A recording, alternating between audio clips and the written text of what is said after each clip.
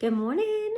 Hey guys. Okay, so this training today is titled Fake It Till You Make It equals failure. And I want to talk about and kind of debunk the idea that doing anything falsely or in a fake manner will equal success, or the type of success that you're all and myself are wanting. Okay, so today we're going to debunk the fake it till you make it myth. All right, so first of all, let's kind of dissect the whole idea of faking it until you make it. So I think the term is used, I hope, most of the time casually. Now, I know there's been maybe some people are training or something along the way where somebody may use the term loosely and maybe not mean it intentionally. But unfortunately, that puts a mindset in our brain. It gives us these thought processes that if we're not where we're at right now, in order to be successful or to get to where we want to be, we have to do something artificially, or we have to be something artificial, okay? And that's where I really want to hang out there for just a second and first encourage you that, girl, you're already enough. You're already worth it. You're already meant for it, okay? So you don't have to pretend to be something else or something that you're not supposed to be where you're supposed to be, okay? You got to just show up for yourself. All right, so this mindset war over success, okay? First of all, a lot of times when people show up and fake it till they make it or become something that they're not, a few things happen. One, you're not being authentic, okay? And people can see that. People can feel it. People know your tone. They knew who you were before you started being semi-successful with this or on your way to success. They know where your intentions are. They can read through it. So if you're showing up as a fake person or you've got a vibe or an attitude or this personality that's not you, or this approach even that's not you, okay? We're going to dive into that a little deeper. So let's talk about that. How many times have you used a script to help? And let me just first say, there's nothing wrong with scripts. Absolutely nothing wrong with your leader providing you with a template to help you be successful, okay? However, copy and paste, copy and paste, copy and paste. That's really not showing up as your authentic self, nor is it creating a relationship or improving a relationship, deepening a relationship. And we all know this is a relationship business, right? So that's not going to feel very authentic. That's not going to show up as you in that text message with your friend. Now, there are some occasions where like, hey girl, let's say you've got 10 customers and they're all eligible for like a 10% coupon or something. Sure. You've got a good relationship. Hey, 4th of July sale, 10% off in case you were getting ready to order. You want to copy and paste that? Go ahead. You've got that relationship there, right? You've done the work. That's okay. That's appropriate. But when you are in the middle of developing a relationship and building trust with someone, the worst thing you can do is copy and paste somebody else's words that don't sound like you. Now, if you read that and go, that is fire, that is me, I love it, I feel it, use it all day long. The point is, be you, okay? That's who that person is friends with, you, not me, not some side sister, not some upline or downline. They're friends with you. Okay, so they want you anyways. They already want you. So show up as you. The other thing faking it until you making it can do is it can lead to comparison. If you're trying to do something exactly the same way as someone else, it's because that you have compared yourself to that person. You're in a place of doubt, self-doubt, and you don't feel like you can get there your way or walking in your purpose to it. So you're going to borrow somebody else's. There's definitely kind of like the scripting. I think that there is wisdom And there is purpose in having successful people in your leadership realm. But copying and pasting somebody else's journey isn't going to get you there either. Okay? So it sets this fake tone for other people. People can see it, they can smell it, they can taste it. They know when you're being you and they know when you're not. It sets false expectations for not only yourself, because let's say that you see somebody who's really successful and you try to fake it, fake yourself, be them, and then you fail. Well, then in your mind, you think that you're a failure, or you think that the opportunity is a failure because it didn't work out, which is really bad because it will work out, but you got to do it in your way, right? And then you have this expectation that these things or certain things don't work, right? It also can come down to like your products and your regimen. You know, how many times do we say not everybody's regimen is going to be the same? Now we can all start in a similar boat and start with this and then add this and then add that and add a little bit more of this, right? The ingredients are all the same, but the regimen may be different. I can tell you out of 5 people, out of myself and like, let's say the first 5 level ones I have, maybe 2 of us have a similar regimen. But we're different people, so we've got different paths. It goes all the way down to simple things, to all the way up to big things. We've got to be our own person. We can't show up fake. Okay, so enough on that. So just a little recap. You can't fake it till you make it because you're going to fail. It creates comparison, false expectations, pressure for perfection even, right? Nobody wants to be perfect. Nobody wants to think that you think you're perfect. And I don't want to think that anybody else is perfect, because then that means that I lack somewhere, right? We're all humans and none of us are perfect. So let's just wrap our head around that concept real quick and be okay.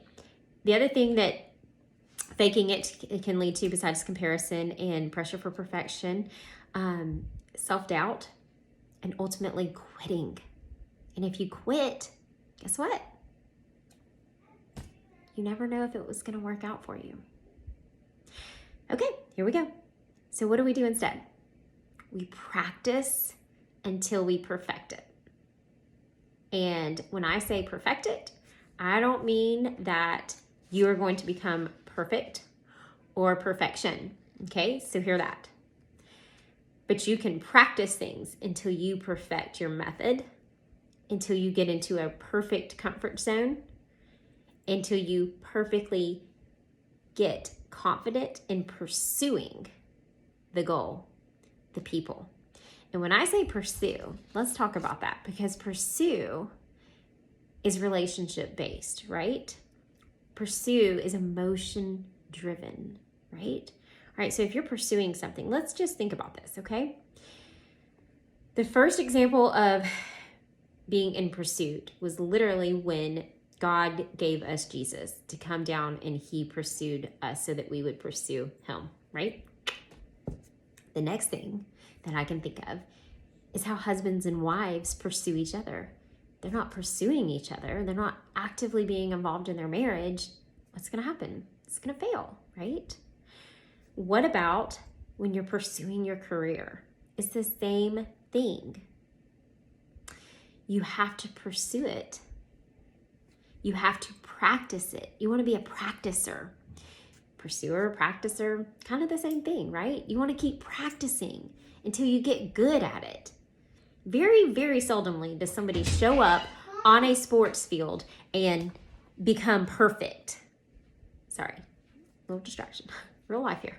And become perfect. Become a good ball hitter. Become a great soccer player. Become an incredible world leader of some sort. Guys, nobody just shows up on the scene perfect or in their perfect element.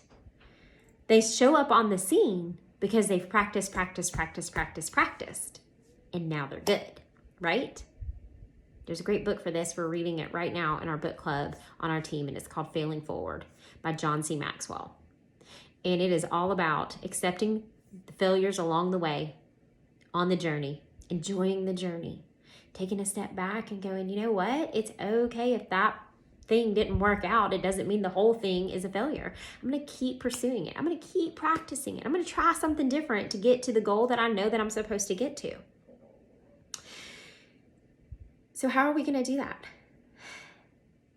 To be a practicer, you're going to be authentic, right? Because a practicer knows that it's not going to be easy all the time. So they've got to keep showing up.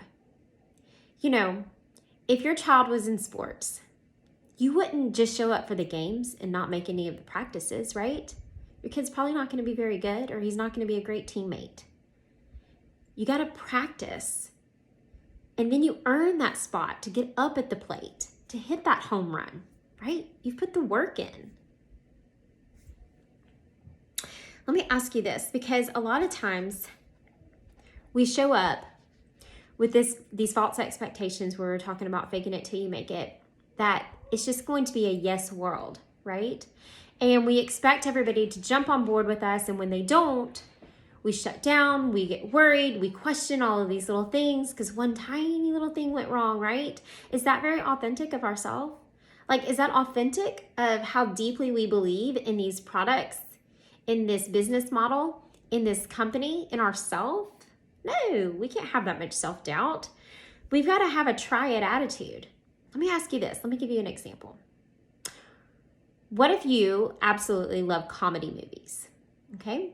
And you go to the movies and you watch this insanely funny movie. You absolutely laughed the whole time. You leave, your cheeks hurt, your head is like, whoa, is that the popcorn and Coke, or was it because I laughed so hard? My head's throbbing now. Oh my goodness.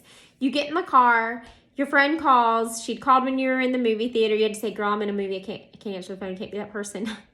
You get in the car, you get on the phone. What do? Girl, I just laughed the hardest I have laughed in 5 years. Like, literally sat there in pain because I didn't get up to go to the bathroom because I didn't want to miss it because I knew something funny was coming, right? The best funny movie ever. Okay? Your friend likes scary movies. Your friend listens. Okay, that's great. Maybe I'll try it. Maybe I'll go. You know, she probably believes you because you authentically gave her your version of that movie. You gave her your story, right? Your experience. You sold her your experience, right?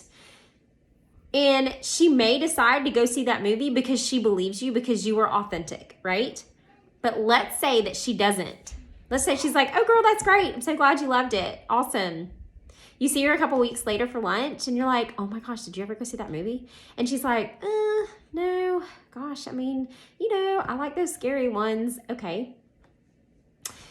Do you decide that you no longer want to go to the movies because your friend didn't go see the movies? Wow, that seems extreme, doesn't it? Think about that for a few minutes. No way.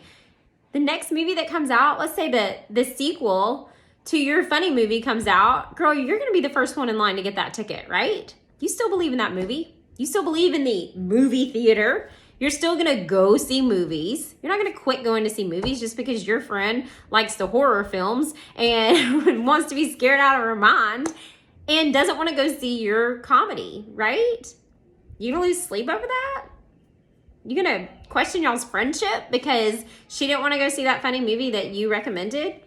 Absolutely not. You're not gonna worry about that. Why? Because the whole situation was authentic. Now, if you go see another funny movie and it's really funny, are you gonna tell her about it again? Absolutely you are. Absolutely you are. Why? Because it was your experience and you're showing up as you in your friendship and you're sharing a life situation with her. Now, she hears about it twice. Let's say it was a sequel, okay? and you're telling her, gosh, girl, I know you missed that first one, but man, you missed that second one. She might have a little FOMO and decide to give it a shot, right? She might go see it. Or when it comes out on DVD, she might see it in the store and go, oh my gosh, there's that hilarious movie Jenny was talking about. I'm going to grab it. Yeah. I may not want to put the money into it at the movie theater, but I'll grab it right here and I'll give it a try. Right? Because you've got an authentic relationship. You see how all that works? You didn't quit going to the movies.